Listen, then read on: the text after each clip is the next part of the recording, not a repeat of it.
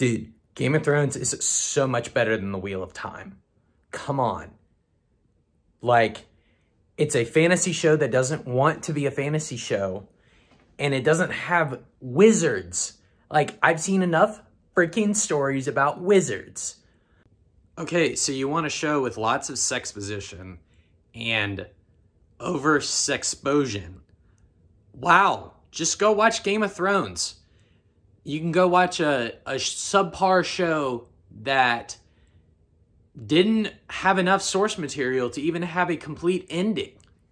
Oh, so you're complaining that Game of Thrones has too much sex and violence. If I got a nickel for every time I heard that stupid argument, I'd be rich. And I'd make a profit off fan fiction for Game of Thrones because it's a great show. I mean, you could do that, which is fine. Everyone's entitled to their own opinion, even if they're wrong. Or you could watch a show that might seem generic at first, but then really dives into the tropes of the fantasy world that everyone has come to love, and that actually has a completed story. Like, come on, dude. Don't be a prick here. I mean, yeah, the ending was a little lackluster, but let's give the showrunner some credit here. They had really good actors who were in their prime, lots of great practical effects. Who cares? The Wheel of Time is boring. Jordan didn't even finish it before he died. Oh, you say Robert Jordan was a boring writer? Okay, let's re-examine that. He existed before George R.R. Martin. Come on, cut him some slack. And also, don't speak ill of the dead. George R.R. Martin, though, has a plan, and it seems like it's coming along really well. Just hasn't written a book in 10 years. Welcome, friends, family, followers, and subscribers. Thanks for tuning in.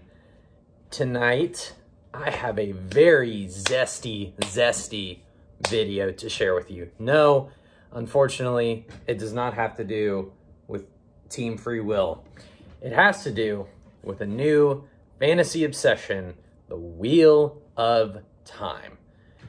This is a spoiler-free review of the first 3 episodes of what hopefully will be the new Amazon Prime answer to Game of Thrones. So, let's go ahead and dive in.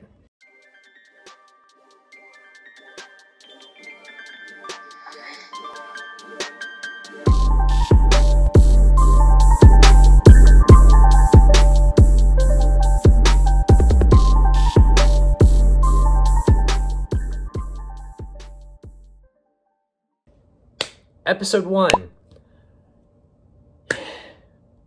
I have some complaints here. I have some positives, but I also have many complaints. My first complaint is the pacing.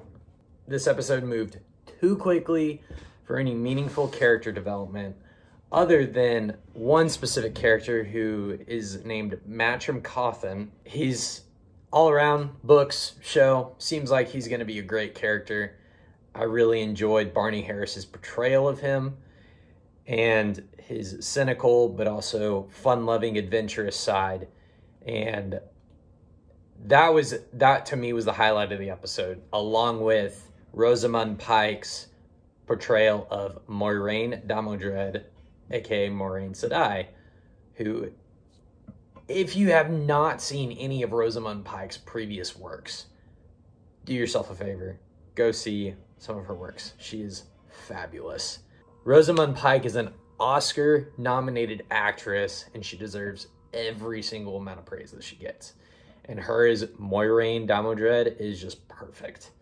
However, there were some key scenes from the book, The Eye of the World, that the writers decided to leave out of this episode that would have introduced the world so much more fully.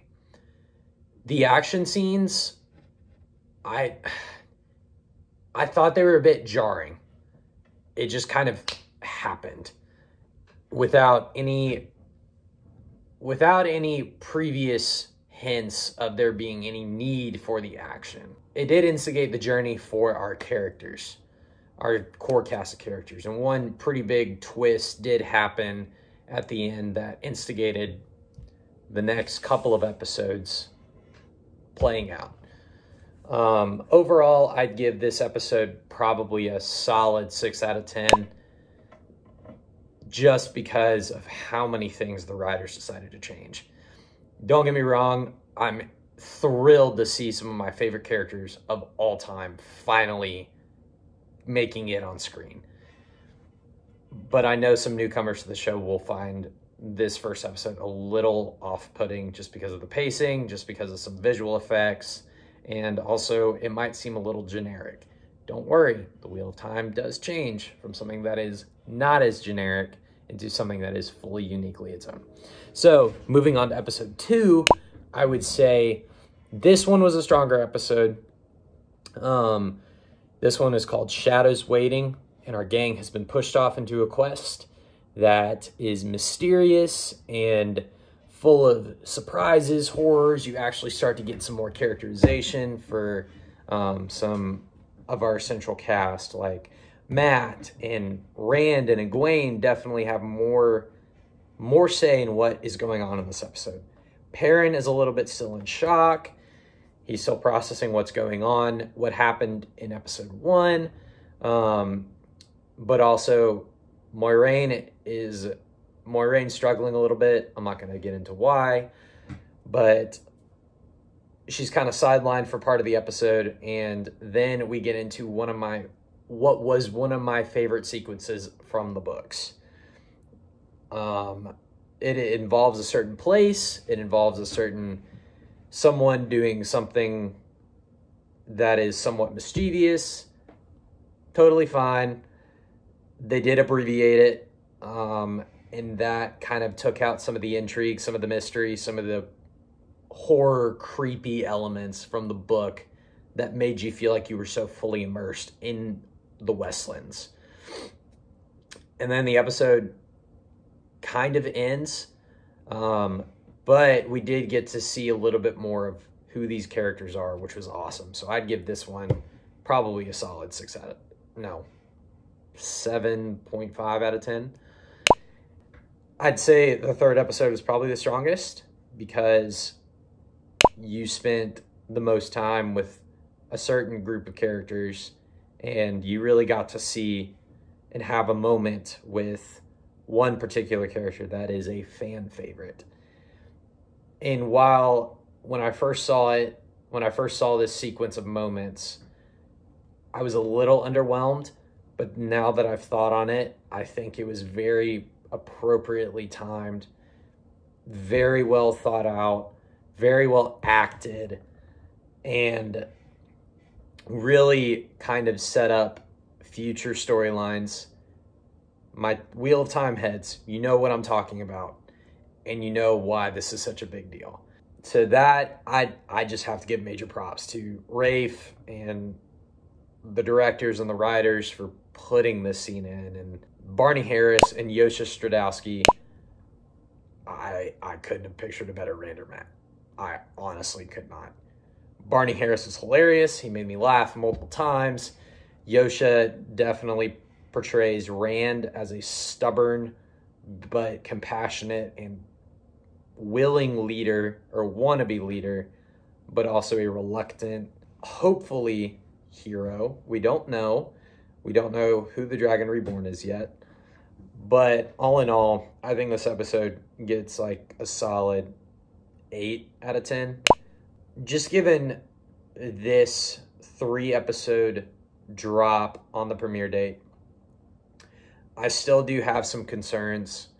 These episodes are moving so quickly, and Robert Jordan's books are infamously known for being a little bit more of a slower burn to develop internal monologue and develop internal conflicts and strife for our characters, not to mention setting up complex relationships that have a huge part to play later on down the line.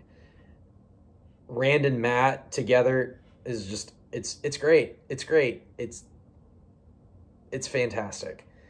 Perrin and Egwene together, always great. You get a little bit more Nynaeve in this episode, which is awesome. I'm just waiting for my queen, Rosamund Pike, to make a re-entrance. And she will. She definitely will, because it's Rosamund Pike. She's the lead actress. And you don't cast an Oscar-nominated actress in the lead of a brand new fantasy series for nothing. I'm saying it. That's it. So, no spoilers. Hope you guys enjoyed. Tune back in next week for my episode 4 review of season 1 of The Wheel of Time. I'm going to head back to the bunker now. I hope you guys have a great weekend. Peace out.